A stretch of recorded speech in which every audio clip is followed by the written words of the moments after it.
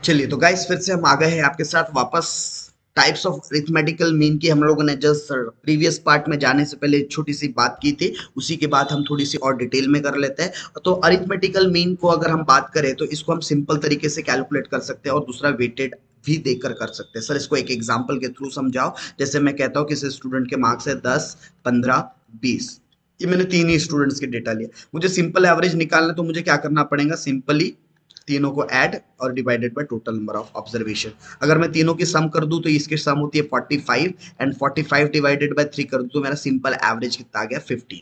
Right लेकिन यही अगर वेटेड मीन होता, मुझे वेटेड एवरेज मीन निकालना पड़ता 10, 15, 20 ये मेरा, तो मुझे इनको वेट देना है। ठीक है, आप वेट चाहे तो असेंडिंग ऑर्डर में दे दो, चाहे तो डिसेंडिंग ऑर्डर में दे दो, it's totally depends on you. Suppose मैंने इनको दे दिया वेट, तो मुझे क्या करना है? इस मार्क्स को इनके वेट से मल्टीप्लाइड करना है। तो वो 10 इंटू 1 10, 15 इंटू 2 30, 20 इंटू 3 60। और नाउ अब इसकी टोटल कर दूं तो इसकी टोटल आ जाती है समेशन, जो मेरा वेटेड एक्स है उसकी टोटल आ जाती है मेरे पास 100, और डिवाइडेड बाय समेशन वेट, तो मेरी वेट की टोटल है 3 2 5 और 1 6, तो डिवाइडेड बाय 6। तो अगर मैं 100 डिवाइडेड बाय 6 कर दूं तो ये समथिंग 16.67 आंसर आएगा। सो यहाँ पर आपका वेटेड और सिंपल एवरेज में आपके आंसर्स क्या कर गए? वेरी कर गए। क्यों? क्योंकि आपने यहाँ पर चीजों को उनके वैल्यूज के हिसाब से वेट दे दिया है। तो ये दोनों में एक कॉमन डिफरेंस आप कह सकते हो simple arithmetical averages and weighted arithmetical averages के अंदर।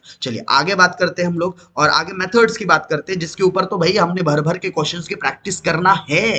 क्या है? मेथड्स। आप किस तरीके से अरिथमेटिकल मीन निकाल सकते हो। तो आपके पास एक होती है डायरेक्ट मेथड, दूसरी आपके पास शॉर्टकट मेथड, और तीसरी आपके पास step deviation method. Step deviation method का बेसिकली हम लोग यूज कॉन्टिन्यूअस सीरीज के अंदर करते हैं। कौन सी सीरीज के अंदर करते हैं? Continuous series. Yes, direct method और जो शॉर्टकट मेथड है ये इंडिविजुअल सीरीज में भी यूज की जा सकती है, एज वेल एज ये डिस्क्रीट सीरीज के अंदर भी यूज की जा सकती है। वैसे नहीं कि कंटिन्यूअस में नहीं कर सकते, कंटिन्यूअस में भी हम चाहे तो कर सकते हैं। मतलब ये दो मेथड है जो तीनों सीरीज में अप्लाई होती है, लेकिन जो स्टेप डेविएशन मेथड है ये मोस्ट चांस रहता है कि आप कंटिन्यूअस सीरीज में इसका क्या करो? यूज करो। ओके, तो हमारे सामने कितने टाइप की सीरीज होती है तो एक बार मैं आपको एक्सप्लेन कर दूं। हालांकि ये चीज ऑलरेडी एक्सप्लेन की हुई है यूनिट 1 के अंदर, बट फिर भी जो लोगों का पूरी तरीके से नहीं हुआ है पढ़कर यूनिट 1, वो एक बार कवर कर सकते हैं यहाँ पर। तो अगर मैं स्टैटिस्टिकल सीरीज की बात करूं तो उसको हमने ब्रॉडली 3 कैटेगरीज के अंदर बांट रखा है। कौन कौन सी? एक तो हमने उसको बांटा है इंडिविजुअल सीरीज में, दूसरा बांटा है हमने डिस्क्रीट सीरीज में, और डेटा का डिस्ट्रीब्यूशन क्या हमने कंटिन्यूअस सीरीज के अंदर। तो तीनों का भी मतलब क्या है? 1 बाय 1 समझते हैं। सपोज मेरे पास 10 स्टूडेंट्स के मार्क्स है, किसी के 8 मार्क्स है, किसी के 7 मार्क्स है, किसी के 5 है, किसी के 2 है, किसी के 7 है, किसी के 8 है। ठीक, किसी के 9 मार्क्स है, किसी के 2 मार्क्स है, किसी के 1 मार्क्स है। अच्छा, कितने स्टूडेंट्स के मार्क्स हो गए? 1 2 3 4 5 6 7 8 9, और सपोज मैं कहता हूँ किसी के 6 मार्क्स है। तो ये हमारे पास 10 स्टूडेंट्स का मैंने आपको डेटा दे दिया। ये 10 स्टूडेंट्स का डेटा क्या रिप्रेजेंट कर रहा है? ये सिंगल डेटा रिप्रेजेंट कर रहा है, तो ये है इंडिविजुअल सीरीज। लेकिन अब यहाँ पर मुझे इस सीरीज को या इस डेटा को कन्वर्ट करना है किसमें? डिस्क्रीट में। तो हम देखेंगे कि 1 मार्क्स लेने वाले स्टूडेंट्स कितने हैं। तो 1 मार्क्स लेने वाले नंबर ऑफ स्टूडेंट्स कितने हैं? तो नंबर ऑफ स्टूडेंट है यहाँ पर 1। अच्छा, 2 मार्क्स लेने वाले ये एक स्टूडेंट हो गया, ये एक स्टूडेंट हो गया।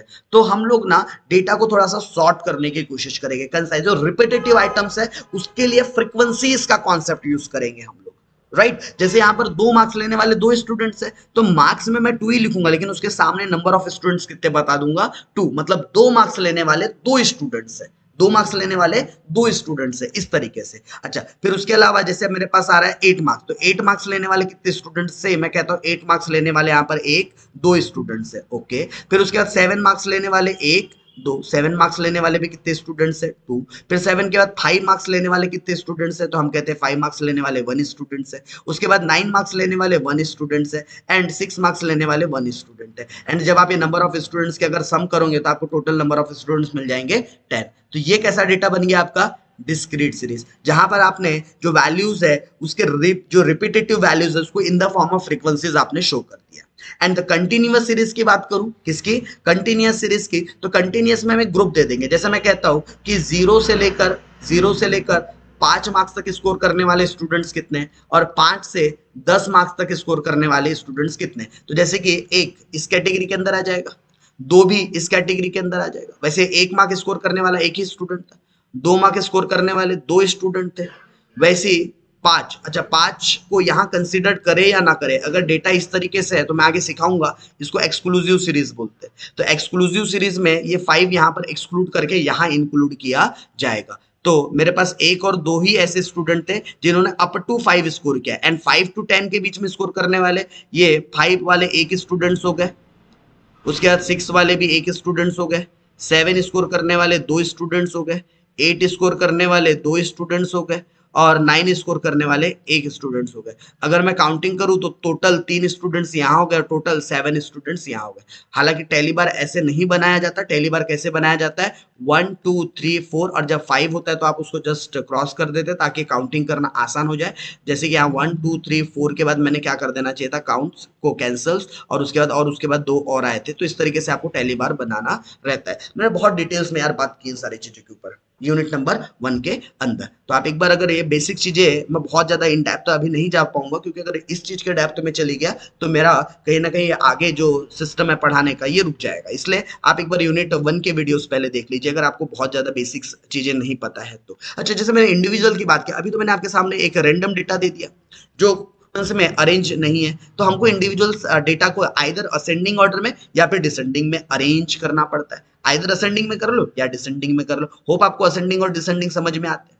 ठीक है, तो इंडिविजुअल सीरीज के डेटा को आपको काय में अरेंज करना पड़ेगा, आइदर असेंडिंग में या फिर डिसेंडिंग में। ओके, कंटिन्यूअस सीरीज की अगर मैं बात करूं तो कंटिन्यूअस के अंदर होता है एक आपके पास एक्सक्लूसिव सीरीज। अब एक्सक्लूसिव सीरीज मतलब जैसे आपको एग्जांपल से देता हूं 0 to 10, 10 to 20, 20 to 30, 30 to 40, 40 to 50, ये क्या है एक्सक्लूसिव सीरीज। क्योंकि देखो यहाँ पर जो अपर लिमिट आ रही है इसको एक्सक्लूड करके हम नेक्स्ट क्लास के लोअर लिमिट में कंसीडर करते हैं। दैट्स वाई इसको क्या सीरीज कहा जाता है, एक्सक्लूसिव सीरीज। अच्छा, इंक्लूसिव सीरीज मतलब क्या होता है, जैसे सपोज कर मैं कहता हूं 0 to 9, 10 to 19, 20 to 29, तो यहाँ पर क्या है, यहाँ 9 तक के नंबर लिए जाएंगे एंड डायरेक्टली मतलब यहाँ पर जो अपर लिमिट है उसमें वो नंबर को इंक्लूड किया जाएगा।